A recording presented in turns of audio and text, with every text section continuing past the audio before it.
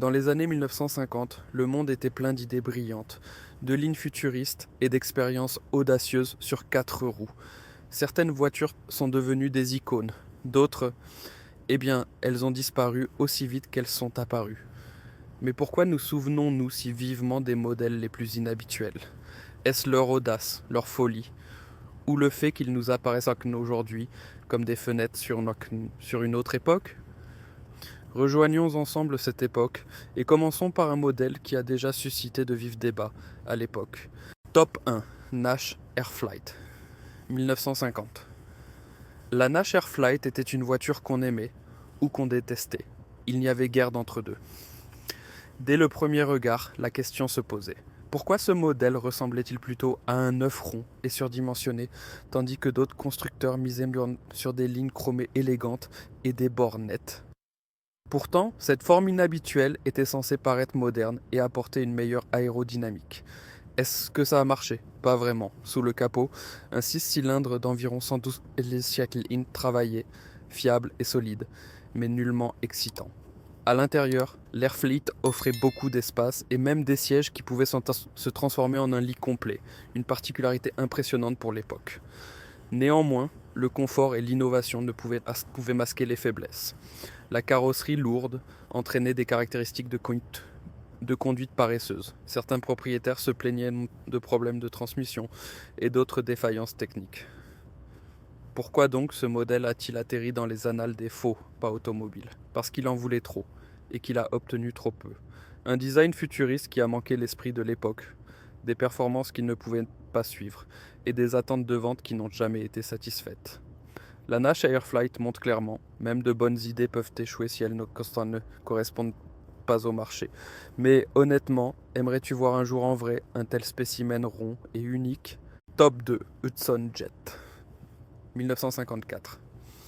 La Hudson Jet fut une tentative de se maintenir dans le segment émergent des véhicules plus petits et compacts, et pourtant, elle devint l'un des plus grands échecs de son temps.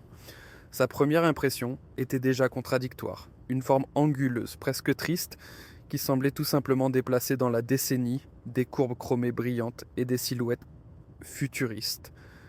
Pourquoi avoir choisi un design qui n'évoquait aucune émotion, alors que la concurrence devenait de plus en plus audacieuse?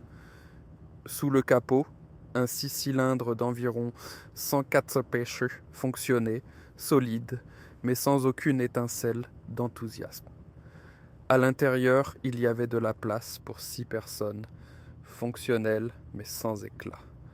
Alors que d'autres constructeurs misaient sur l'élégance, le confort ou l'innovation technique, la Jet ressemblait à un compromis, comme si l'on avait essayé de plaire à tout le monde sans vraiment convaincre personne au final. Son plus grand problème, cependant, n'était pas la technique, mais son identité. Les lignes étaient plus lourdes, les détails simples, et la Jet ne dégageait rien de l'optimisme qui caractérisait les années 1950. À cela s'ajoutaient des coûts de production élevés et un prix à peine compétitif par rapport à des modèles plus esthétiques et agréables à conduire. Ce fut une erreur stratégique qui, au final, a nui au constructeur et a fait disparaître Indigested la Jet plus rapidement qu'elle n'avait pu être commercialisée. Si tu voyais aujourd'hui une telle relique anguleuse au bord de la route, t'arrêterais-tu pour la regarder ou passerais-tu simplement ton chemin? Top 3, Willys Arrow, 1953. La Willys Arrow était une voiture lancée sur le marché à une époque pleine de grandes attentes, mais elle n'a jamais réussi à tenir cette promesse. Son apparence était déjà inhabituelle. Des courbes douces au lieu de lignes audacieuses, une ligne de toit qui rappelait plutôt les décennies précédentes, et un design qui n'était ni moderne ni marquant. Comment un modèle qui ne se détachait visuellement que très peu des anciennes traditions pouvait-il rivaliser avec une concurrence toujours plus forte et innovante? À l'intérieur, l'Arrow offrait suffisamment de place pour 5 personnes, simplement équipées, sans raffinement particulier. Sous le capot, un 6 cylindres en ligne d'environ 91 chevaux. Pour une voiture compacte, cela semblait acceptable, mais à une époque où la puissance devenait le symbole du progrès, cette performance semblait tout simplement trop faible. L'Arrow accélérait paresseusement, avait du mal dans les montées et perdait rapidement la confiance des acheteurs qui attendaient une expérience de conduite moderne.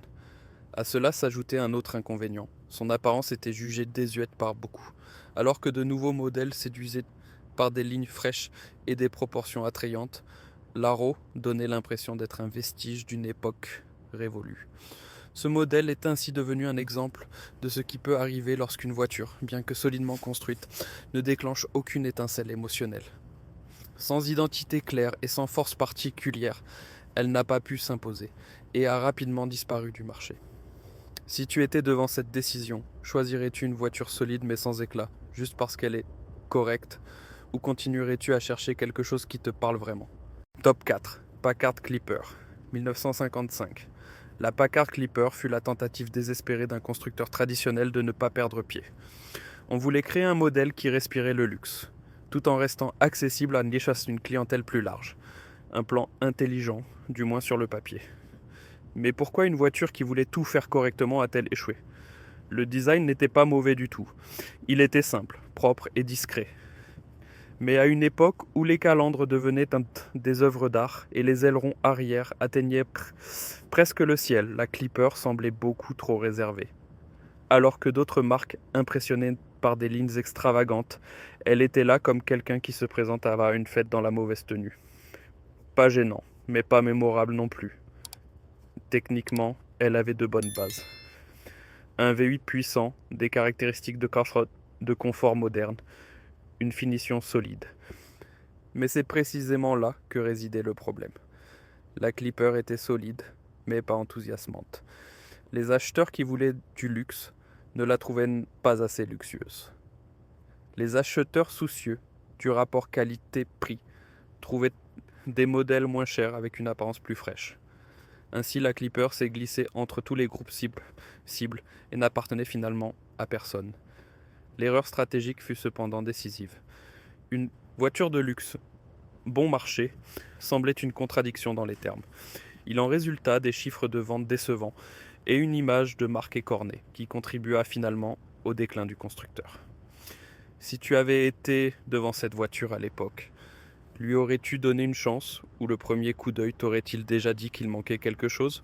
Top 5. Studebaker Golden Hawk 1956. La Studebaker Golden Hawk est une voiture qui polarise encore aujourd'hui. Certains y voient un pas en avant audacieux, d'autres la considéraient comme un symbole surchargé d'une marque luttant contre une concurrence écrasante. Pourquoi une voiture qui promettait tant sur le papier n'a-t-elle finalement pas pu briller? Sous le capot battait un cœur puissant, un grand V8 de plus de 277 hh. Impressionnant pour l'époque. Visuellement, la Golden Hawk voulait faire une déclaration, des lignes frappantes, des formes distinctives, un intérieur avec des détails qui la distinguaient des modèles précédents. On sentait que Studebaker voulait créer quelque chose de spécial, mais était-ce trop? Car derrière la façade brillante se cachait la dure réalité. La production était soumise à une pression immense sur les coûts. Pour économiser de l'argent, on a supprimé certaines options sur ce modèle, qui était pourtant monnaie courante sur les prédécesseurs. Les acheteurs l'ont immédiatement remarqué. Pire encore, la concurrence offrait des performances similaires à des prix plus abordables, et avec des designs qui semblaient plus élégants et modernes. La Golden Hawk est ainsi devenue une voiture qui attirait l'attention, mais ne convainquait pas. La construction mixte, composée de composants de différents fabricants, a également suscité des réactions mitigées. Certains la trouvaient intéressante, d'autres la jugeaient négligée. Au final, tout cela n'a pas suffi à apporter au constructeur le redressement espéré. La Golden Hawk, elle aime rester le symbole d'une tentative ambitieuse de nager à contre-courant d'une vague devenue bien trop grande. Si tu avais eu le choix à l'époque, aurais-tu opté pour un design audacieux, ou plutôt pour un modèle moins tape à l'œil mais plus affable? Top 6. Dodge La Femme, 1955. La Dodge La Femme était une voiture développée avec un groupe cible clair, mais c'est précisément cette idée qui lui fut fatale. On voulait créer un véhicule spécialement conçu pour les conductrices, avec des couleurs, des accessoires et des détails censés correspondre à leur goût. Mais pourquoi une approche bien intentionnée ressemble-t-elle parfois à un pas dans la mauvaise direction? Au premier regard, La Femme était effectivement spéciale. Sa peinture bicolore, au ton délicat, son intérieur coordonné, ses tissus soigneusement choisis, tout cela lui conférait une apparence unique. Des accessoires assortis comme un kit de pluie, un sac à main et une trousse de maquillage étaient même inclus. Mais c'est là que le problème a commencé. L'idée a réduit le concept White Shop, voiture pour femmes, à des articles de mode superficiels, au lieu de se concentrer sur les besoins, le confort ou les caractéristiques de conduite.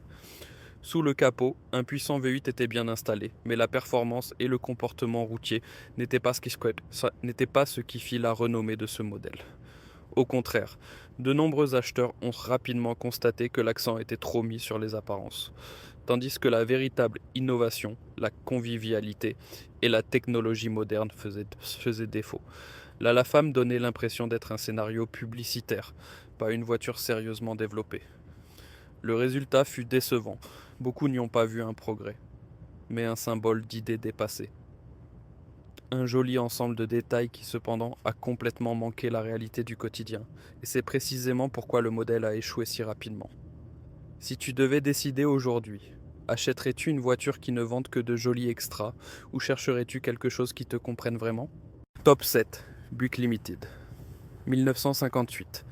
La Buick Limited de 1958 était une voiture qui voulait absolument se faire remarquer, et à tout prix.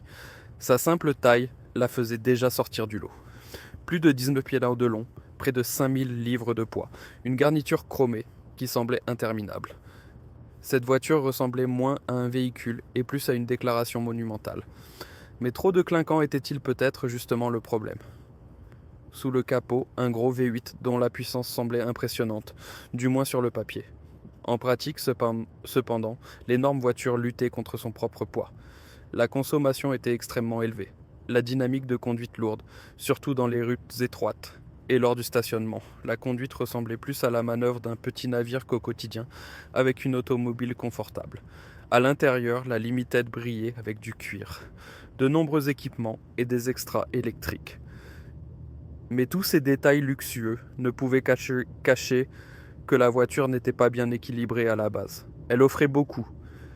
Plus, mais ce plus n'était pas toujours ce que les acheteurs voulaient vraiment. C'est ainsi que l'on a eu l'impression d'un modèle qui avait essayé de remplacer le luxe par la masse. Buick n'a vendu qu'un peu plus de 7000 unités avant que le modèle ne soit abandonné. Non pas parce que c'était une mauvaise voiture, mais parce qu'elle offrait la mauvaise réponse à une époque qui valorisait de plus en plus l'efficacité, l'élégance et l'innovation pratique. Si tu te trouvais devant ce géant, chromé surdimensionné, le considérerais-tu comme impressionnant ou comme surchargé ? Top 8, Lincoln Première 1957. La Lincoln Première était une voiture qu'on ne pouvait pas simplement ignorer. Déjà de loin, elle scintillait comme un monument roulant. Des proportions gigantesques, des lignes puissantes, une garniture chromée, massive. Ce modèle ne voulait rien de moins que représenter le couronnement du luxe de l'époque. Mais cette volonté même de tout rendre encore plus grand et encore plus voyant devint l'erreur décisive. Car où finit l'élégance et où commence l'exagération ? Avec près de 19 pieds de long et plus de 5000 livres de poids, la première n'était pas un véhicule que l'on conduisait simplement en ville. Au contraire, on avait plutôt l'impression de devoir manœuvrer un navire. La visibilité était mauvaise, surtout vers l'arrière, et malgré le puissant V8, l'accélération semblait lente. Une consommation élevée était évidente, mais même selon les normes de l'époque, elle était difficile à justifier. À l'intérieur, la première brillait avec des matériaux de haute qualité, de larges sièges et des extras électriques. Mais derrière la surface brillante se cachait un nouveau problème. Alors que d'autres constructeurs présentaient des technologies pour cet achat moderne et des solutions innovantes, ce modèle semblait figé dans le passé. Il était luxueux, certes, mais pas progressiste. Ainsi, la première est devenue, rétrospectivement, le symbole d'une ère où la taille primait sur la raison. Une déclaration impressionnante mais lourde, qui n'allait pas avec son temps et n'offrait pas aux acheteurs ce qu'ils attendaient à l'avenir. Si tu étais assis aujourd'hui dans un tel colosse géant et brillant, apprécierais-tu la splendeur ou aurais-tu l'impression d'aller à contre-courant de l'époque ? Top 9, Crossley Hotshot, 1951. La Crossley Hotshot était une voiture née de grands rêves, et pourtant elle a échoué face aux réalités de la route. Elle devait être un petit modèle sportif léger, abordable pour tous ceux qui cherchaient l'aventure. Mais lorsqu'elle s'est finalement arrivée sur le marché, elle ressemblait plus à une expérience audacieuse qu'à un véhicule à part entière. Pourquoi ces outsiders nous fascinent-ils encore aujourd'hui? La Hot Shot était minuscule, moins de 3 mètres de long, pesant à peine plus de 500 kg, et construite de manière si minimaliste qu'elle n'avait pas de porte. Il fallait enjamber le flanc pour y monter. Pas de toit, pas de chauffage, peu de protection contre le vent ou la pluie. Cette voiture n'était pas pour les personnes en quête de confort. Sous le capot, un petit 4 cylindres de seulement 26,5 kg. Et pourtant, grâce à sa légèreté, la voiture pouvait atteindre des vitesses étonnantes. Sur les routes sinueuses, la petite voiture était vraiment amusante. Agile, directe, presque exubérante. Mais sur l'autoroute, cette légèreté devenait un risque. La Hot Shot se sentait instable, peu sûre, et la faible puissance du moteur la poussait rapidement à ses limites. À cela s'ajoutaient des problèmes comme la rouille, une fabrication faible et un manque de praticité au quotidien. Malgré tout, la voiture avait son propre charme. Elle a même remporté une course importante et a montré que le courage est parfois plus important que la perfection. Aujourd'hui, elle est plutôt un symbole du type de vision qui naît contre toute logique et qui, précisément pour cette raison, reste inoubliable. Si tu avais eu la chance à l'époque, te serais-tu assis dans ce minuscule roadster, ouvert juste pour sentir ce que la liberté procure? Top 10. Serval prototype, 1958. Le Serval de 1958 n'était pas une voiture ordinaire, c'était un manifeste. Une pièce unique, construite par un ingénieur fermement convaincu que l'avenir de la sécurité devait être repensé. Alors que d'autres constructeurs rêvaient de chrome, d'élégance et de performance, il posait une question bien plus importante. Comment protéger la vie à une époque où les voitures devenaient plus rapides et plus dangereuses? Mais quelle quantité de vision d'avenir la réalité peut-elle supporter? Le Serval se composait de deux parties distinctes. À l'avant, le moteur et les roues avant, à l'arrière, l'habitacle pour les passagers. Les deux unités étaient articulées entre elles, de sorte qu'un choc frontal n'était pas directement transmis à l'intérieur. C'était une idée brillante, et en même temps une idée bien trop en avance sur son temps. Particulièrement remarquable était le cockpit surélevé, en forme de tour, offrant une visibilité panoramique presque complète. Le conducteur y trônait comme un pilote, dans une coupole de verre. Mais ce concept futuriste entraînait d'énormes problèmes pratiques. La direction était lourde, car ce n'étaient pas les roues qui tournaient, mais toute la partie avant du véhicule. Par temps de pluie ou à grande vitesse, le comportement routier devenait incertain, voire effrayant. À cela s'ajoutait un prix estimé exorbitant, qui aurait dépassé tout modèle de série. Malgré toutes ces faiblesses, le prototype a montré quelque chose d'important. La sécurité ne devrait pas être un luxe, mais une norme. Beaucoup de ces idées, structures renforcées, rembourrages, feux de position, sont devenus obligatoires des années plus tard. Si tu te trouvais aujourd'hui devant cet étrange et futuriste spécimen unique, y verrais-tu un pionnier audacieux ou un exemple que les visions arrivent parfois trop tôt? Oh, I know.